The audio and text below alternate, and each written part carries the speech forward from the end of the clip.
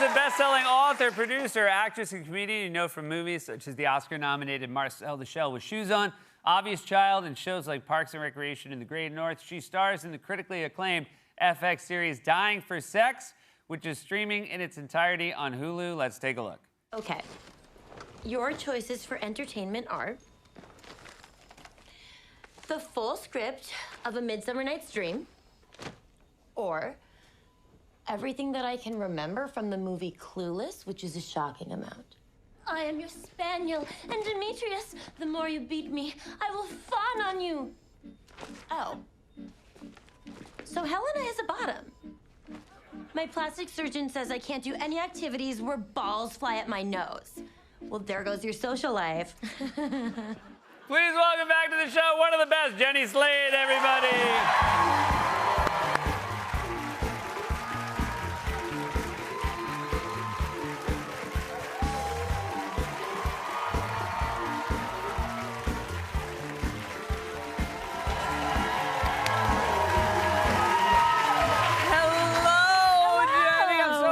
To have you here. I'm so happy to be here. You just flew back a couple days ago. Oh, big time. I did. I mean, I'm acting like I flew the plane and it was really hard. Yeah. But it wasn't the best one I've had up in the air. What happened? What would you say were the circumstances that led to that? One of the circumstances was a cat. Okay. That was very upset in a bag. Okay. Just upset, probably just to be in a bag. Well, nobody wants that, to be fair. Yeah. And that's true. That's not like we're like, oh, well, you're a bad traveler. Yeah, like, I don't want to be in a bag. Right. What's the problem? You're in a bag. Yeah. Yeah. No, I felt empathetic toward the cat. I was like, probably doesn't want to be in there. But this cat, like in a carrier bag, you know when like your smoke alarm needs to be changed? Yeah. And it's like, biddy-doop, biddy-doop, and you're like, I know. This cat, every like 3 seconds, was full on like.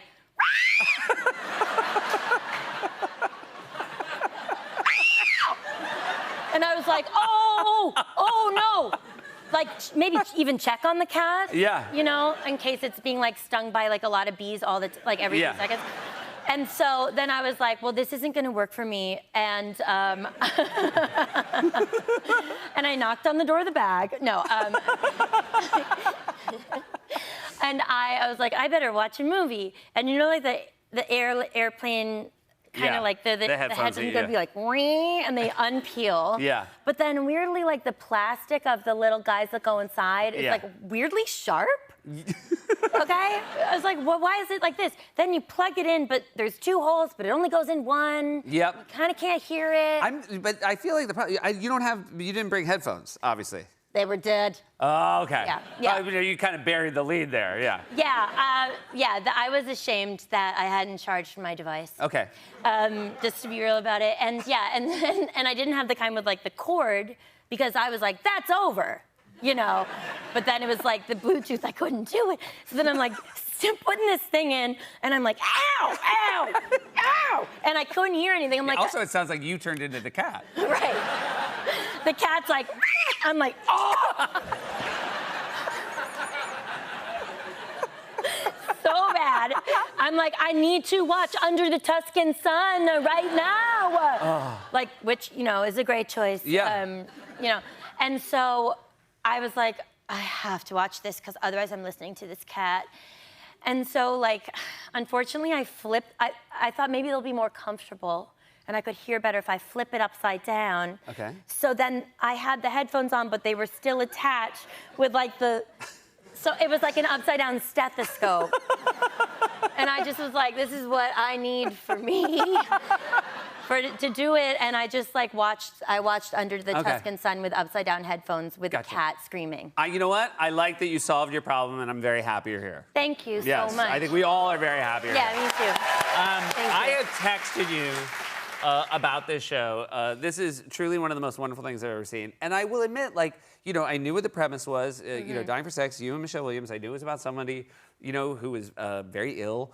And I thought it would just be sad. And then I heard great things. And it is truly, I mean, it's beautiful and it's heartbreaking. It's so funny. Like, I watched it with Alexi and we kept remarking, like, I can't believe we're laughing out loud more at this show than we do at things that are just sort of very silly comedies. Like, did you know when you were making it that it was also going to have that comic element? I mean, obviously Liz Merriweather, who was the showrunner, is very good at comedy, so I shouldn't have been that surprised. She is really good, but it's really hard I think it's really hard to put comedy with things that are really serious and happen to most of us, like a loved one suffering from or dying of cancer or getting over it. It's like so intense, and I'm actually like not an irreverent person. Like I don't want anyone to feel bad. I don't want to make fun of anyone's struggle.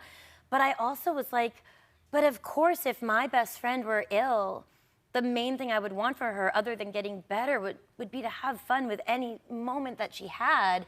I think, like Liz's writing, Liz Merriweather and Kim Rosenstock wrote this. It has a perfect combination of humor and sorrow. Yes. Oh my gosh, and it was a true delight to read the scripts, but it also kind of made me sad when I read them in case I were not to get the part. You know, like I was like, darn it! This was one, you knew as you read it, like this was, you wanted this one. I really wanted it, and there were like so many things that the character was doing that as like a little girl who wanted to be an actor, I would see and be like, oh man, you know, the scene when the lady really yells at the bad man, you know, or whatever. I'd be like, this was right here. Yeah. And then you just played the clip, like they wrote in a scene where my character, Nikki, reenacts Clueless. You know, like when I was a little girl and I watched Clueless, I was like, I want to be in Clueless. Yeah. You know, and then I guess in a different context, I sort of am. Yeah. You have, there's crying scenes as well. Are you, in real life, prone to crying? I mean, what do you think? Yeah. Yeah. But I am too. I wouldn't know. Yeah, I would say I'm crying like more than ever now. Yes. Yeah, like, I mean, the end of this show, like, I cried like so hard. You know? Yeah, I actually, like, I heard you on Amy Poehler's podcast, and I was like, it's really great. Yeah, thank you. It's really fun, but I got like choked up like 3 full times. Yeah, and I was getting a manicure while I was listening to her saying, hey, you can't see him, but he's crying, and I was like, just file. Just file. Yeah. Do you cry with children?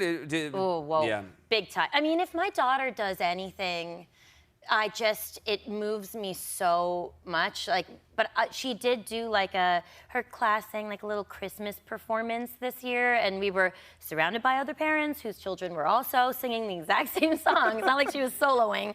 And I truly was like up on my feet. Like, do you remember when Roberto Benigni won the Oscar?